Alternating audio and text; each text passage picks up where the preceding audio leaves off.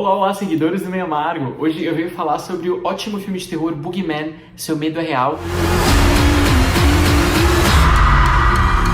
Antes de começar, uma pergunta, já tá seguindo o canal do Meio Amargo? Clica aqui em cima, rapidinho, isso vai ajudar muito esse trabalho a crescer. Obrigado!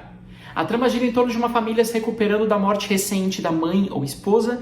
Então o pai psicólogo não consegue falar sobre isso ainda. A filha adolescente e uma garotinha menor querem muito conversar a respeito, elas precisam falar sobre a morte da mãe, mas não são escutadas. Geralmente o termo Boogeyman é traduzido como bicho-papão no Brasil, e a gente vai pensar naquele monstro que assusta crianças, fica dentro do armário, embaixo da cama.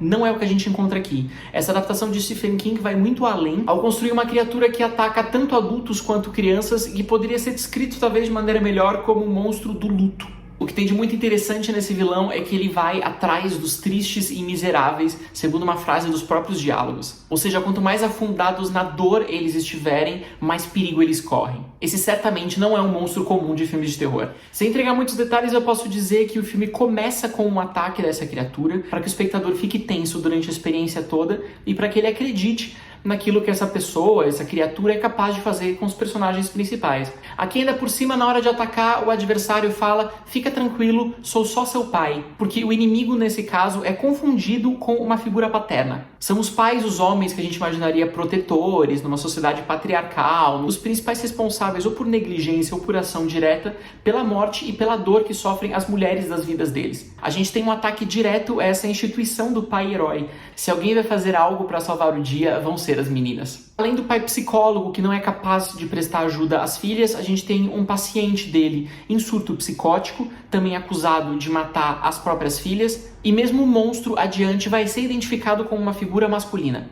No que diz respeito a essa criatura, é muito interessante que ela apareça aos pouquinhos. O diretor Rob Savage sabe perfeitamente como construir a tensão desse personagem que a gente não sabe se é imaginário, se existe de fato. Por isso, inicialmente ele fica escondido no escuro, ele parece ter uma sombra, depois a gente descobre a corporeidade. Conforme o núcleo principal vai lidando com o luto, esse monstro vai sendo materializado para poder também ser atacado. Afinal, você não tem como destruir uma coisa que você sequer sabe se existe. Você precisa conhecer seus monstros para poder matá-los. Um dos grandes méritos desse filme de terror é justamente o poder da sugestão. É a mesma lógica da barata. Muito mais medo do que você ficar olhando para uma barata ali no chão o tempo inteiro é você olhar para ela e quando você vira e volta, ela não está mais lá. Porque agora ela pode estar em todos os lugares.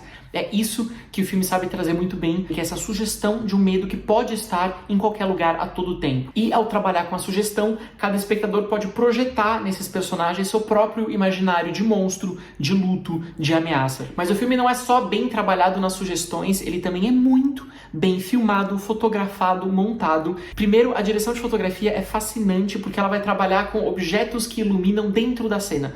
A gente fala de uma luz diegética, ou seja, dentro da história. Quase todas as fontes de luz que ajudam os personagens na noite escura vêm da casa e dos objetos. Por exemplo, a irmã menor gosta de dormir com um globo luminoso, uma esfera luminosa. Até o pai fala: como você consegue dormir com isso acesa? Fala: me sinto mais segura. E por isso ela tá sempre com essa bola que ilumina o rosto dela e que também ilumina as coisas ao redor. E quando ela quer descobrir se aquele barulho estranho no outro canto da sala ou do quarto é um monstro, ela pode simplesmente rolar a bola dela e fazer com que o objeto vá iluminando todo o caminho até o canto desejado. São os personagens que controlam a luz, que vem de uma geladeira aberta, da máquina de lavar, que tem uma luz interna, tem um carro que passa na rua e os faróis acabam entrando pela janela e iluminando só o que precisava da sala, tem a luz da TV vermelha. Tudo foi pensado para que essa luz seja controlada pelos próprios personagens. Eles são ativos até no que diz respeito a essa criação. Eles são coautores e rompem completamente com esse imaginário de vítimas muito passivas, esperando para ser atacadas.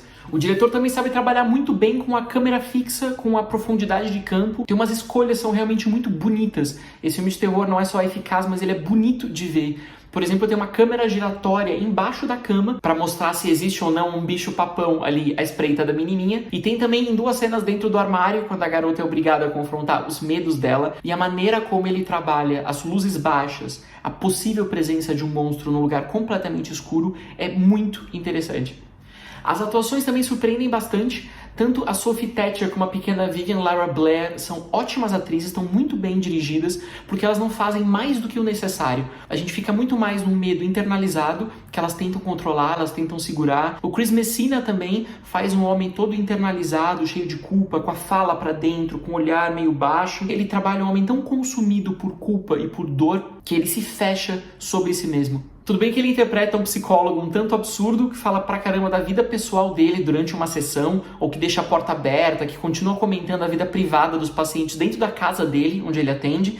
Tem vários limites éticos ali questionáveis na prática clínica desse homem, mas ele é interessante como avesso dessa figura do pai protetor. No final, através desse conto um tanto sombrio, mas também muito contido, o diretor Rob Savage trabalha vários conceitos fundamentais da psicologia ou da temática do luto, quando ele vai abordar, por exemplo, as ideias de recalque, retorno do recalcado, a melancolia, a depressão, pelas diferentes etapas de encontro e enfrentamento desse monstro. No final, o Boogeyman nada mais é do que uma metáfora do estado de espírito desses personagens que precisam lidar com seus próprios demônios. A gente não tem uma criatura que é má pelo prazer de ser má, que ataca porque sim, como em tantos filmes de terror. Ela é bem delimitada em seu modo de agir e na escolha dos seus alvos. Isso faz tanto do Boogeyman quanto dos personagens humanos figuras complexas, multifacetadas. Esse é um dos motivos pelos quais o resultado se destaca tanto do que a gente costuma encontrar e o que torna o Boogeyman, Seu Medo é Real, um filme tão especial.